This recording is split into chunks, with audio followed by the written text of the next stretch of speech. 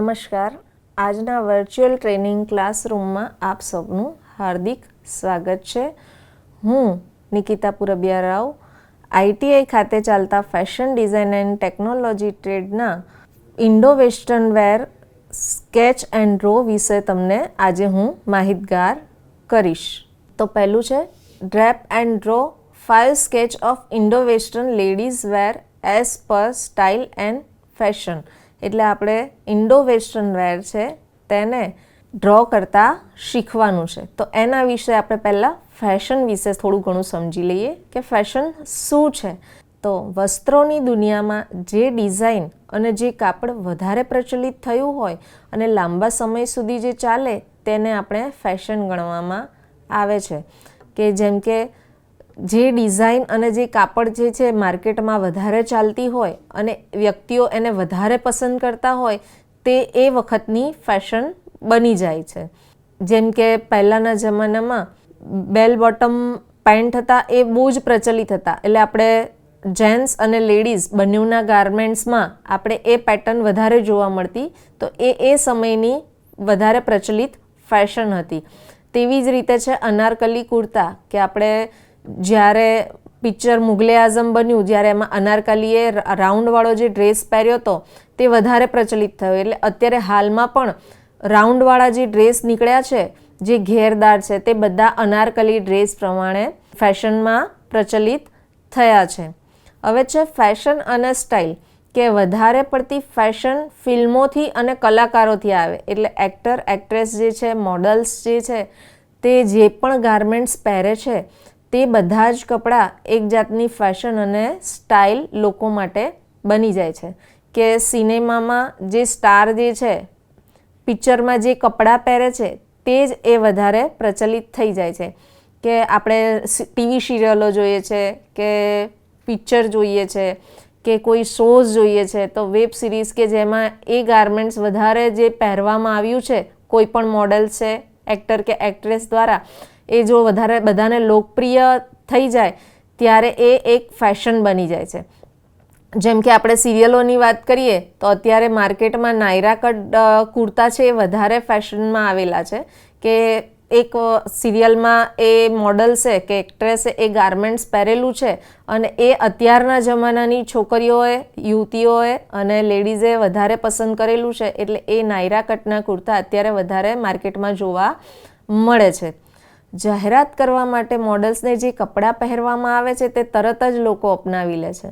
કે એટલે જે કપડાને આપણે માર્કેટમાં લાવવાના છે તે પહેલાં આપણે એક્ટર એક્ટ્રેસ કે મોડલ્સને પહેરાવીએ એટલે લોકો એ કપડાને પહેરેલા મોડલ્સ દ્વારા જોવે છે અને એમના મનગમતા જે મોડલ્સ છે એક્ટર એક્ટ્રેસ જે કપડાં પહેરે છે તે એમને વધારે ગમી જાય છે અને એ લોકો એ તરત જ અપનાવી લે છે. એટલે તમે મોટી મોટી જાહેરાતો કે એડ જોશો કે એમાં મોટા મોટા મોડલ્સ છે એક્ટર છે એક્ટ્રેસ છે તેને લેવામાં આવે છે અને જે ગાર્મેન્ટ્સ છે તેનું પ્રેઝન્ટેશન કરવામાં આવે છે કે જે વ્યક્તિઓ જાહેરાતના માધ્યમથી જોવે છે કે જે બધી જ જગ્યાએ કોઈ પણ જગ્યાએ તમે જાઓ તો તમે ટીવી દ્વારા ફોન દ્વારા કે ગમે તે રીતે તમે એ એડને જુઓ છો અને તમે એને પસંદ કરો છો તો તમે એને તરત જ અપનાવી લો છો.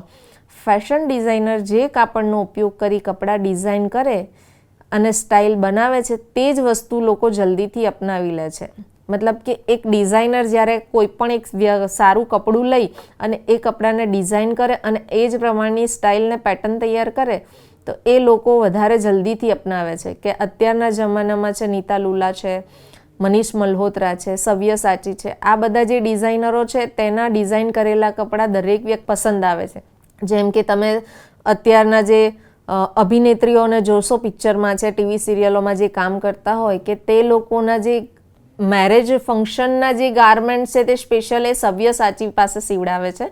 કારણ કે એની ડિઝાઇન કંઈક અલગ અને યુનિક હોય છે અને એ ડિઝાઇન લોકો જલ્દી પસંદ કરશે એના માટે એ લોકો એની પાસે ડિઝાઇન કરાવે. એની જે ડિઝાઇનવાળી સ્ટાઇલ હોય છે એ જ્યારે એ લોકો પહેરે છે લોકો સમક્ષ પ્રેઝન્ટ કરે છે ત્યારે બાકીની જે સામાન્ય જનતા છે તે એ વસ્તુ વધારે જલ્દીથી અપનાવી લે છે. એક ડિઝાઇનર ડ્રેસ તૈયાર કરવા જુદા જુદા વિભાગ હોય છે અને એ બધાનું અલગ મહત્ત્વ હોય છે. એટલે એમ કહી શકાય કે કોઈ એક જ ડિઝાઇનર બધું જ તૈયાર કરતો નથી. એક ડિઝાઇનર જ્યારે ડ્રેસ તૈયાર કરે ત્યારે જુદા જુદા ઘણા વિભાગો પણ તે ડ્રેસ તૈયાર કરવામાં એક મહત્ત્વનો ભાગ ભજવતા હોય છે.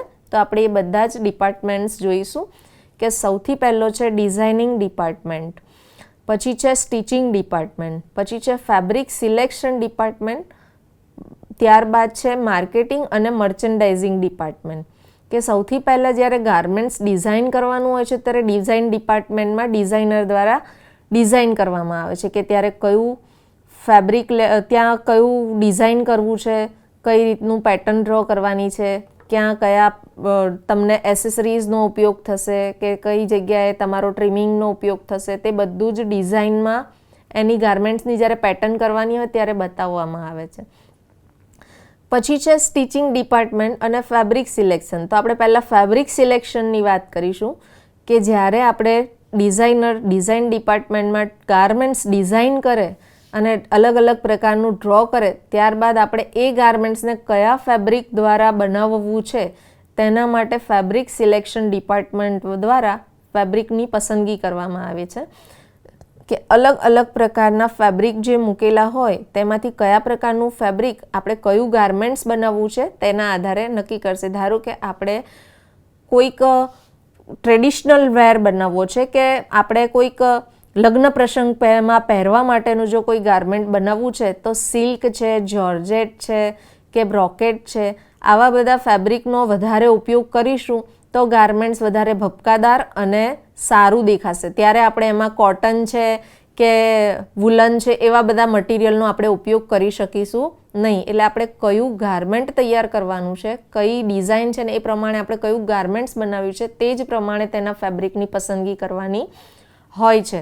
જો આપણે સિમ્પલ ફ્રોક બનાવવાનું છે કે તમારે એક કેઝ્યુઅલ વેર બનાવવાનો છે તો તેમાં જોર્જેટ છે, સિલ્ક છે કે એવા બધા જે ભપકાદાર કાપડ છે તેનો ઉપયોગ કરી શકશો નહીં. એટલે તમારે તમારું ગાર્મેન્ટ્સ કયા પ્રકારનું બનાવવાનું છે, કેઝ્યુઅલ છે, ફોર્મલ છે, ઓફિસ વેર છે કે ટ્રેડિશનલ છે કે તમે વેસ્ટર્ન વેર બનાવો છો, કઈ રીતે બનાવો છો એના આધારે તમારે કાપડનું સિલેક્શન કરવાનું રહે છે.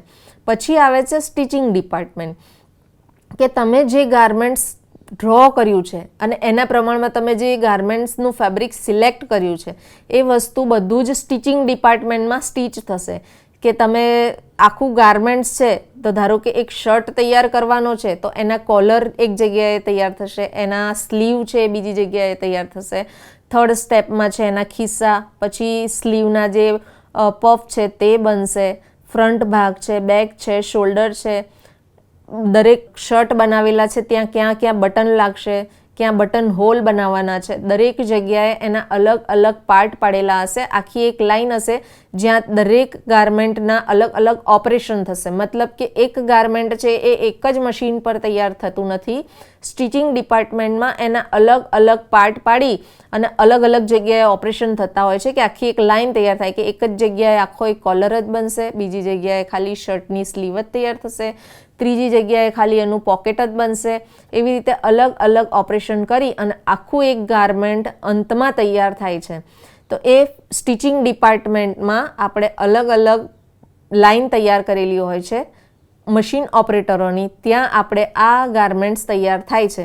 એટલે આપણે બલ્કમાં તૈયાર થાય છે. ત્યારબાદ છે માર્કેટિંગ અને મર્ચન્ડાઇઝિંગ કે આપણે ગાર્મેન્ટ્સ તૈયાર થઈ ગયું છે પછી એને માર્કેટમાં કેવી રીતે પ્રેઝન્ટ કરીશું, આપણે એને કેવી રીતે વેચાણ કરીશું, તે બધું જ આપણે આ ડિપાર્ટમેન્ટ દ્વારા ધ્યાનમાં આપવામાં આવે છે કે ત્યાં માર્કેટિંગ કેવી રીતે કરવું છે, આપણે એને જાહેરાતના માધ્યમથી બતાવવું છે, કઈ રીતે પ્રેઝન્ટ કરવાનું છે, કયા મોડલ્સને લઈશું તો વધારે ગમશે. અત્યારના જમાનામાં જે હીરો અને હિરોઈન જે ગાર્મેન્ટ્સ પહેરે છે, જે મોડલ ગાર્મેન્ટ પહેરે, જે વ્યક્તિઓને, જે સામાન્ય જનતાને વધારે ગમતા હોય એવા જ વ્યક્તિઓને એ લોકો માર્કેટિંગમાં જ્યારે જાહેરાત બતાવવાની હોય કે બતાવવાનું હોય એડ, ત્યારે એ લોકોને લે છે. એ લોકોને લઈ ત્યારે સામાન્ય જનતા વ્યક્તિને પસંદ કરતી હોય છે એટલે એણે જે પહેર્યું છે, એણે જે પ્રેઝન્ટ કર્યું છે, એ જે બતાવવા માંગે છે એ બધી જ વસ્તુ એ ડાયરેક્ટલી અને ઇનડાયરેક્ટલી એ અપનાવી લે છે. એટલા માટે માર્કેટિંગ અને મર્ચન્ડાઇઝરનું એ કામ છે કે તમે જે પણ ગાર્મેન્ટ્સ બનાવ્યું છે તે વસ્તુને તમારે માર્કેટમાં કેવી રીતે પ્રેઝન્ટ કરવું છે, માર્કેટમાં કેવી રીતે એને બતાવવું છે અને કેવી રીતે એને સેલિંગ કરવું છે તે બધી જ વસ્તુનું તમારે અહીંયા ધ્યાન રાખવામાં આવે છે.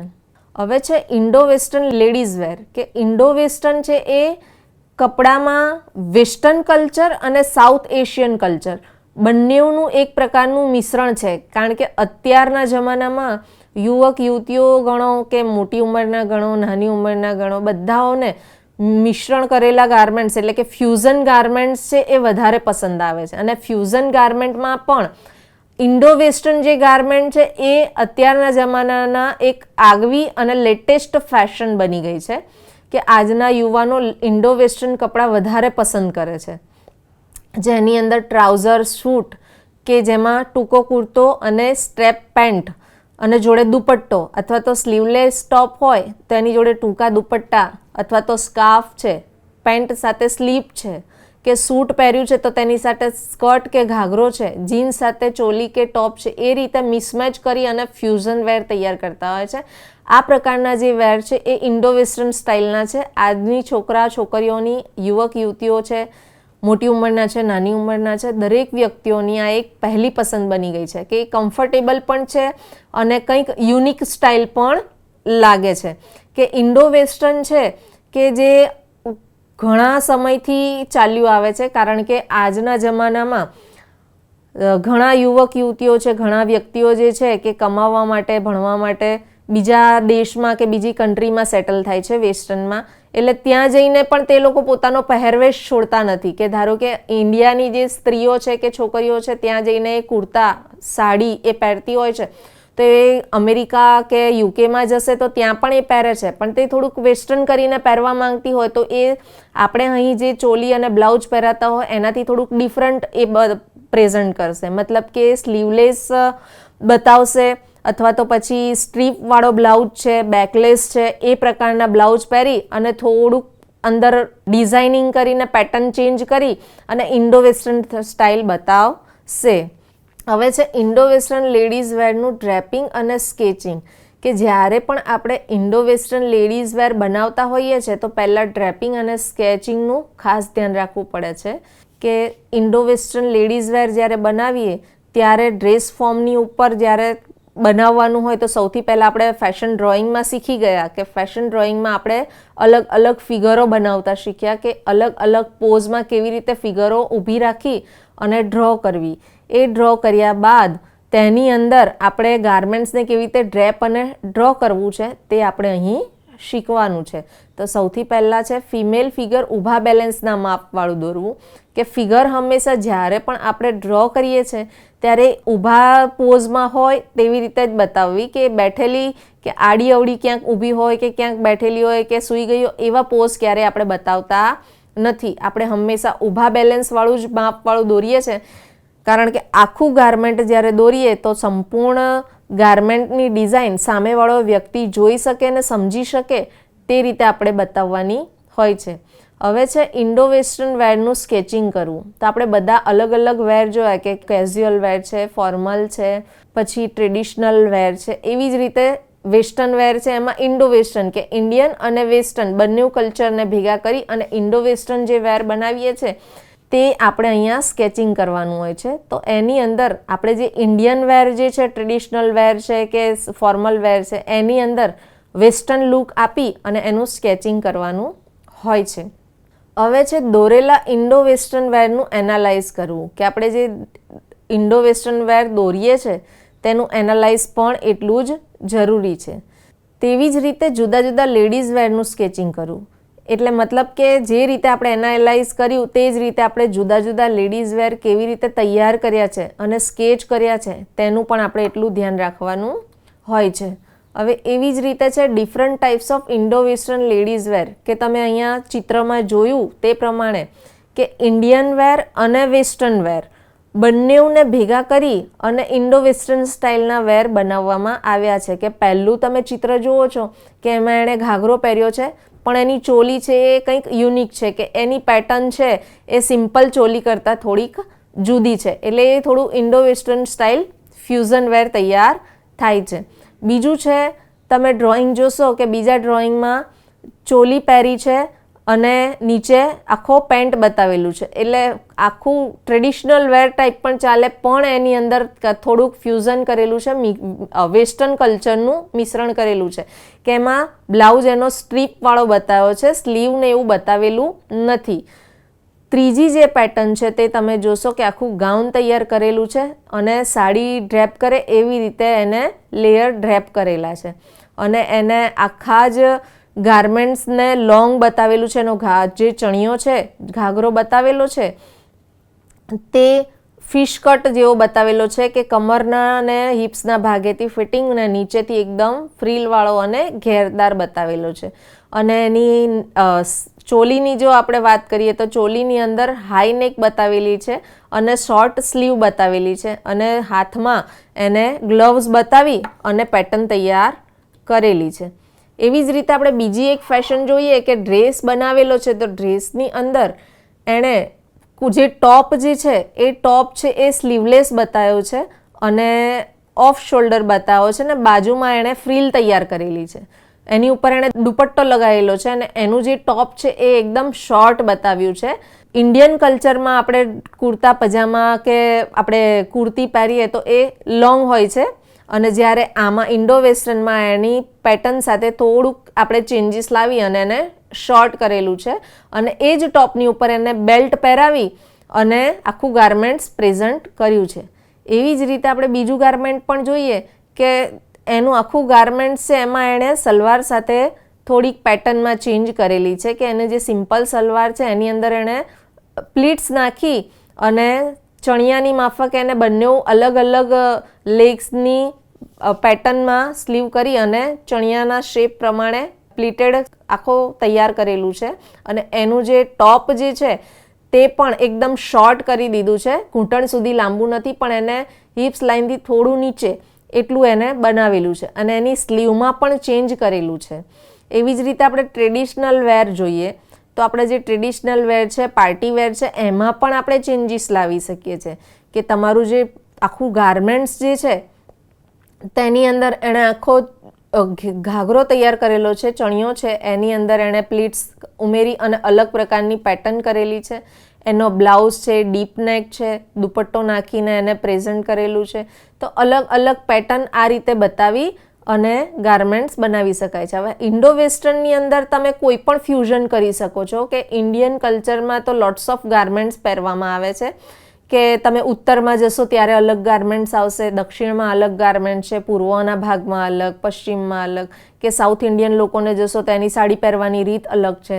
પછી ઉત્તર ભારતમાં જશો તો તમારે એ લોકોની સાડી પહેરવાની રીત અલગ છે, બંગાળીને જોશો તો એની સાડી પહેરવાની રીત અલગ છે, ગુજરાતીને જોશો તો એ લોકોની સાડી પહેરવાની રીત અલગ છે. તો આ બધી અલગ અલગ પ્રકારની જે સાડી ડ્રેપિંગની પદ્ધતિ છે એમાં અને એ લોકોના પહેરવેશમાં થોડો ચેન્જીસ લાવી અને આપણે એમાં વેસ્ટર્ન કલ્ચર ઉમેરી અને આપણે ઇન્ડો વેસ્ટર્ન સ્ટાઇલ પણ તૈયાર કરી શકીએ છીએ, કે એમના જે બ્લાઉઝ છે તેની સ્લીવ બદલી નાખીએ, અથવા તો એની ગળાની નેકલાઇનની બેક સાઈડની પેટર્ન ચેન્જ કરી નાખીએ, અથવા એની લેન્થ છે એની સાઇઝમાં થોડીક છેડછાડ કરીએ કે એમ ચેન્જ કરીએ, તો પણ આપણને સારામાં સારું ઇન્ડો વેસ્ટર્ન ગાર્મેન્ટ્સ મળી શકે છે. એવી જ રીતે આપણે ટ્રેડિશનલ અને પાર્ટીવેર જોઈએ કે એમાં પણ સાડી પહેરેલી છે અને ચણિયા ચોળી જો એણે પહેરી છે, બ્લાઉઝનું માપ જે છે તેની પેટર્ન આખી અલગ છે, કે સ્લીવલેસ છે અને બ્લાઉઝ આખો સ્ટ્રીપવાળો છે.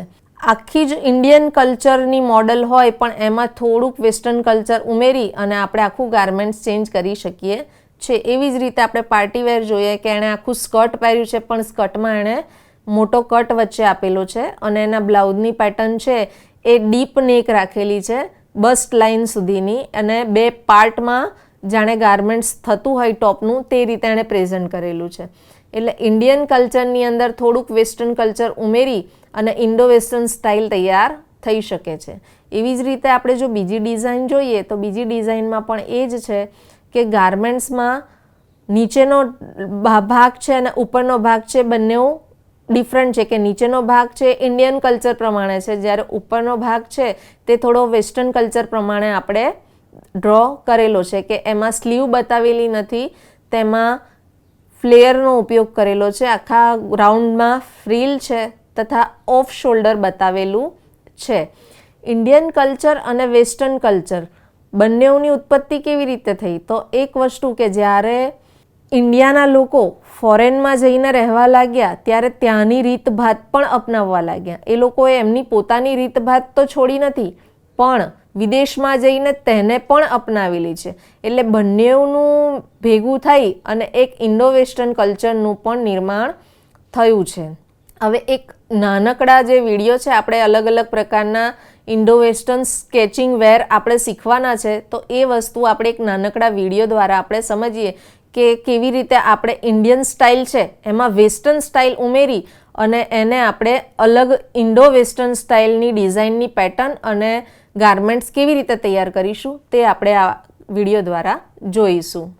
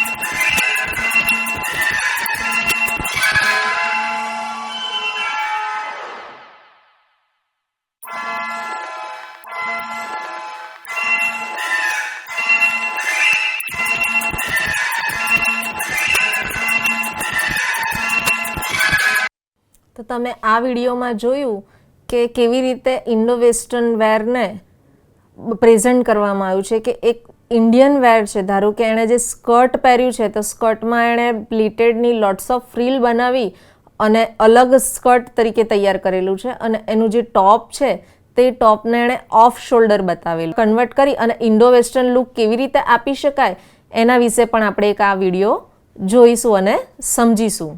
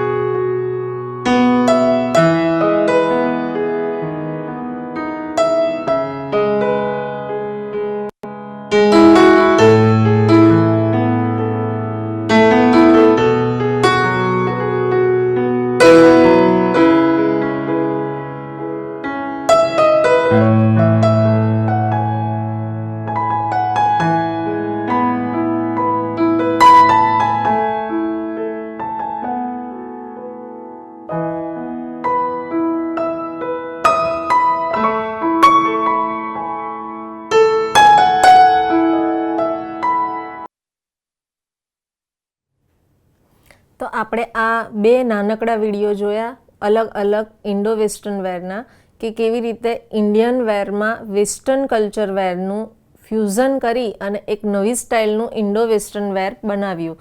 કે એક ગાર્મેન્ટ્સ જ્યારે બનાવ્યું એમાં પેન્સિલ કલરનો ઉપયોગ કર્યો છે અને બીજું ગાર્મેન્ટ્સ બનાવ્યું છે એમાં વોટર કલરનો ઉપયોગ કર્યો છે. એટલે આપણે એ પણ જોયું કે પેન્સિલ કલરનો ઉપયોગ કરીને કેવી રીતે ગાર્મેન્ટ્સ તૈયાર થઈ જાય અને બીજું કે વોટર કલરનો ઉપયોગ કરીને પણ આપણે ગાર્મેન્ટ્સ કેવી રીતે તૈયાર કરી શકીએ. પહેલા વિડીયોમાં આપણે જોયું કે એણે ટોપ અને સ્કર્ટ બનાવ્યું છે તો સ્કર્ટની અંદર લોટ્સ ઓફ ફ્રીલનો ઉપયોગ કરી અને ટોપ જે છે તે ઓફ શોલ્ડર બનાવી અને ફ્યુઝન કર્યું, ઇન્ડો વેસ્ટર્નનું ફ્યુઝન કરી અને સરસ એવું ગાર્મેન્ટ્સ તૈયાર કરેલું છે.